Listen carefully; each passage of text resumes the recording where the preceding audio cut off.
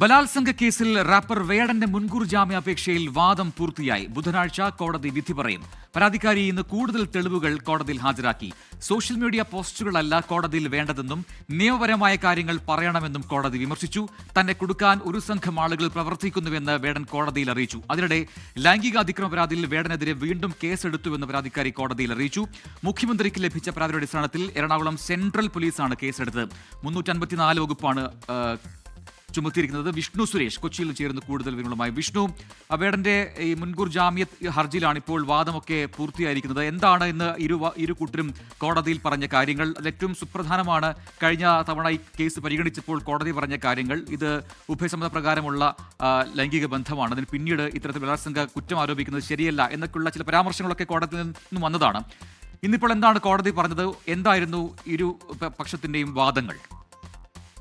പ്രജിൻ, കഴിഞ്ഞ തവണ ഹർജി പരിഗണിച്ച ഘട്ടത്തിൽ കോടതി ഉന്നയിച്ച വിമർശനങ്ങൾ ഇന്നും ആവർത്തിക്കുകയായിരുന്നു. സോഷ്യൽ മീഡിയ പോസ്റ്റുകൾ അതൊരു തെളിവായി കണക്കാക്കാനാവില്ല. പണം നൽകിയാൽ ആർക്കും സോഷ്യൽ മീഡിയ പോസ്റ്റുകളും ലൈക്കും ഡിസ്ലൈക്കും കമന്റും ഒക്കെ ഉണ്ടാക്കാവുന്നതേ ഉള്ളൂ എന്ന് കോടതി പരാതിക്കാരിയോട് വ്യക്തമാക്കി. ഒപ്പം ഈ ഉഭയകക്ഷി സമ്മതപ്രകാരമുള്ള ലൈംഗിക ബന്ധം അത് ഒരു ഘട്ടത്തിന് ശേഷം അതെങ്ങനെയാണ് ഇത്തരത്തിൽ ഒരു ബലാത്സംഗമായി മാറുക എന്ന് കോടതി ചോദിച്ചു.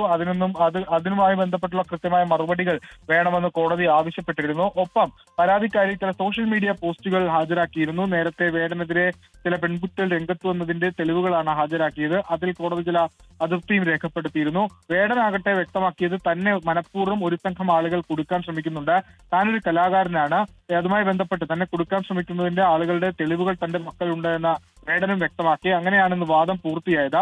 ബുധനാഴ്ച വേടന്റെ മുൻകൂർ ജാമ്യാപേക്ഷയിൽ വിധി പറയും. ഇതിനിടയിലാണ് വേടനെതിരെ മറ്റൊരു കേസ് കൂടി സെൻട്രൽ പോലീസ് രജിസ്റ്റർ ചെയ്തിരിക്കുന്നത്. 354 വകുപ്പ് പ്രകാരമാണ് കേസ് എടുത്തിരിക്കുന്നത്. മുഖ്യമന്ത്രിക്ക് ലഭിച്ച പരാതിയിൽ ഒരെണ്ണം എറണാകുളം കൊച്ചി സിറ്റി പോലീസ് കമ്മീഷണർക്ക് കൈമാറിയിരുന്നു. ആ പരാതി സെൻട്രൽ പോലീസിലേക്ക് ഹാൻഡ് ഓവർ ചെയ്തു. തുടർന്നാണ് വേടനെതിരെ 354 വകുപ്പ് പ്രകാരം കേസെടുത്തിരിക്കുന്നത്. നോൺ ബെയിലബിൾ വകുപ്പാണ്. ഒരുപക്ഷെ ഈ കേസിൽ, അതായത് ബലാത്സംഗ കേസിൽ ജാമ്യം ലഭിച്ചാലും മറ്റു കേസിൽ വേടന്റെ ആ രണ്ടാമത് രജിസ്റ്റർ ചെയ്ത കേസിന്റെ കാര്യം ഇപ്പോഴും ഒരു വ്യക്തത വന്നിട്ടില്ല. അതിൽ എന്ത് നടപടി പോലീസ് സ്വീകരിക്കുമെന്നുള്ള കാര്യം ഇനി അറിയാനുള്ളത്.